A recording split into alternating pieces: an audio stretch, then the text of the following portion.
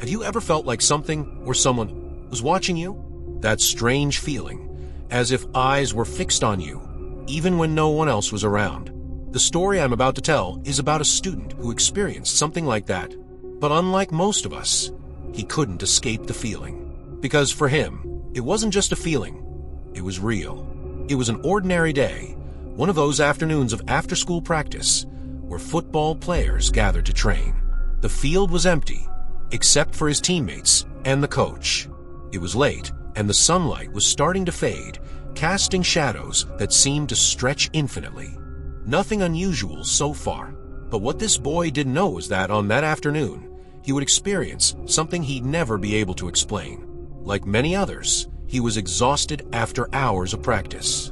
While his friends stayed on the field, he decided to take a break. He didn't want to remain under the coach's watchful eyes. So he took a shortcut, walking toward an isolated building, the one at the far end of the field, out of sight from everyone else.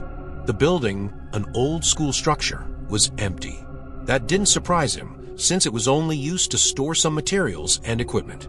But what he didn't know was that the building hid something more, something he never imagined finding. When he pushed the door open and stepped inside, a strange feeling washed over him, as if he had crossed an invisible line between normal and unknown. The silence was dense, oppressive, almost as if the air itself was heavy. He tried to brush it off, telling himself it was just his tired mind playing tricks on him. But as he walked through the empty halls, he couldn't shake the feeling of being watched. Then he heard it, a noise, a faint sound, like someone dragging themselves across the floor. He stopped, frozen, trying to listen more carefully. But the sound vanished as quickly as it had appeared. His heartbeat quickened. He knew he wasn't alone. He decided to keep going, though with a bad feeling gnawing at him. He walked further into the building, and then something made him stop dead in his tracks. What he saw, what he realized chilled him to the bone. Near the wall, a broken window let the fading sunlight stream in bursts. But what was most bizarre were the wet footprints leading to the window. These weren't ordinary footprints. They were large, as if someone had walked there with soaking wet feet. But he couldn't understand how that was possible. He was alone, or so he thought. He tried to convince himself it was a coincidence. Perhaps one of the other students had ventured there before him. But something felt wrong. The noise returned. This time, it was closer. He didn't have time to react. The footprints continued to appear, getting closer to him, as if someone was following his every step. On impulse, he ran toward the door. But when he tried to open it, he realized it was locked. Panic set in as he pounded and tugged at the handle, but nothing worked. The sound came even closer, and suddenly, the hallway light flickered. A shadow darted across his peripheral vision. He looked at the broken window and, with a mix of terror and desperation, decided to do the only thing that seemed possible. With his heart racing, he jumped through the window, cutting his hands on the shattered glass. But he didn't care. He needed to get out. He ran non-stop, not daring to look back.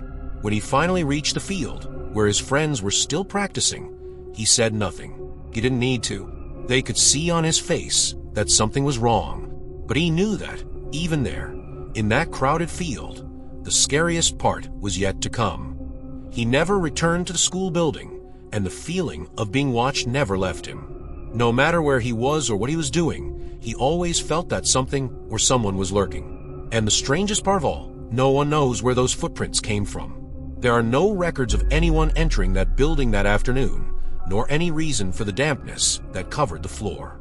But one thing is certain, that feeling, that presence was real. And for that student, it's something he will never be able to explain. Have you ever imagined being in a place where you should feel safe? A place where you know the people and the spaces? Now imagine being in one of those places and suddenly feeling a strange presence.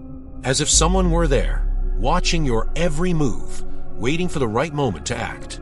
And worse, imagine that you never knew who that person was, until the moment you came face to face with them. It was an ordinary day at school, nothing out of the usual. The break was crowded, as always, with loud conversations and laughter echoing through the hallways. girls left their classrooms and headed to the bathrooms as expected. She, a sophomore, entered the girls' bathroom just as she had so many times before. It was a safe place, a quick refuge during a busy day full of classes and activities.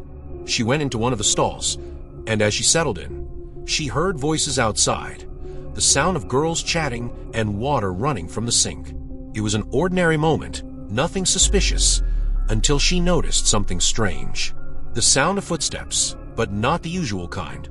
These steps seemed to be approaching her stall, and they weren't the typical movements of someone walking to the sink or leaving another stall. These were discreet steps, almost stealthy. She went quiet, trying not to make any noise. Her instincts told her to stay alert, to observe, but she couldn't quite understand what was happening. And then, she saw it. Under the door of the stall, a shadow moved slowly. It wasn't a reflection. It wasn't a prank. Someone was there, lying on their stomach, trying to peek inside. A chill ran down her spine. Instinctively, she stood up, but the movement was too sudden. The shadow stopped immediately, as if it knew she had seen it. She froze, her heart pounding. For a moment, it felt like time had stopped. What was that person doing there? Why would someone do such a thing? With her heart racing, she stood still, listening intently for any sound that might give her a clue about what was happening. But all she could hear was breathing, slow and heavy breathing, as if whoever was there was waiting for something. She didn't understand, but one thing was clear. She was not alone. She waited long enough to hear the sound of footsteps retreating. She remained paralyzed for a few more seconds before quickly leaving the stall and checking the bathroom. No one was visible, but something was wrong. The feeling that someone was still there didn't leave her. Then she noticed something even more disturbing, a small hole in the wall, at eye level, almost perfectly aligned with the stalls. It was tiny, but just big enough for someone on the other side to see everything happening inside. That's when she realized that, for some time, someone had been watching every girl who used that bathroom. She ran back to the classroom, trying to process what had just happened. But this wasn't something she could simply forget. The following days were a nightmare. Other girls started reporting the same feeling. Some said they had seen the same strange footsteps. Others, more daring, tried to investigate, but the hole had been carefully covered up, as if it was meant to go unnoticed. When the school finally investigated, the discovery was even more horrifying than they could have imagined. The hole in the wall wasn't new. It had been there for a long time, and the person on the other side of the wall, he wasn't a student, nor a random outsider. He was someone from within the school, a staff member who had access to the bathrooms and used the hole to hide and watch. The investigation revealed that the man had been seen in other suspicious situations around the school. He was immediately fired, but for the girl, that wasn't enough. She never looked at that bathroom the same way again, and every time she walked down the hallway, the sound of those approaching footsteps seemed to echo in her mind, a feeling that never left. She thought she was in a safe place, a place where she could be herself. But in that bathroom, where she should have felt at ease, she learned that even the most familiar spaces can hide horrors you'd never imagine. And the worst part, those who were supposed to protect her, the ones who should have ensured her safety, were the closest to the person watching her. As if the typical had been there for a senior high school student disguised as normalcy. He had stayed late at school, attending a study group for the final math exam. When class ended around 8:30 p.m., the place was nearly deserted. Only he and a few staff members remained in the building. He decided to wait for his parents at the main entrance, but as he scrolled through his phone, he noticed something strange. A message from an unknown number. "Hi, how are you?" At first, he didn't pay much attention. He thought it was a mistake, or maybe a friend trying to play a prank. But within a few minutes, another message appeared. "Still at school. Looks like you're alone." That made him look around. The entrance was empty, lit only by a faint light that flickered now and then. It felt as though someone really was watching him. He replied, a bit nervously, "Who is this?" The reply came instantly. "Don't worry, I'm close." His heart started racing. He tried to control his breathing and looked around again, but everything seemed normal. For a moment, he thought it might just be a cruel joke, by someone who knew he was there.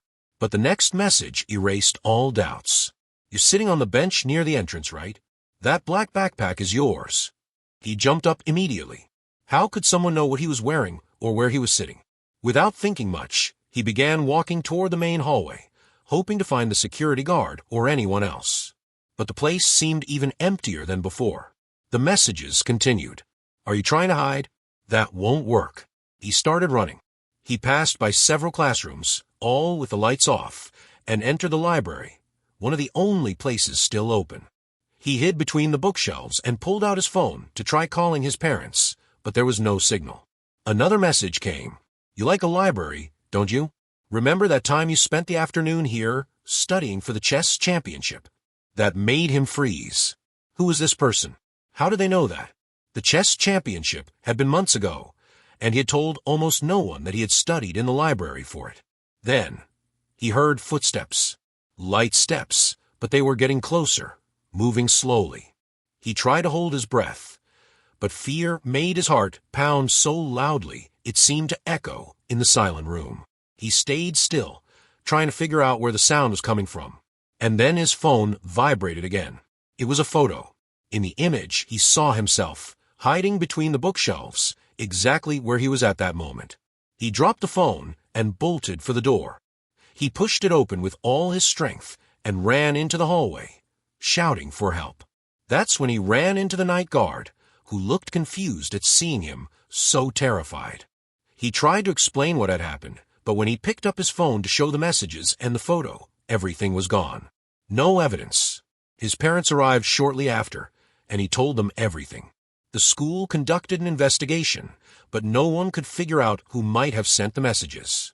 The security cameras didn't show anyone near the library that night. The boy never stayed late at school again, and for a long time, he couldn't shake the feeling that he was being watched, even outside the school.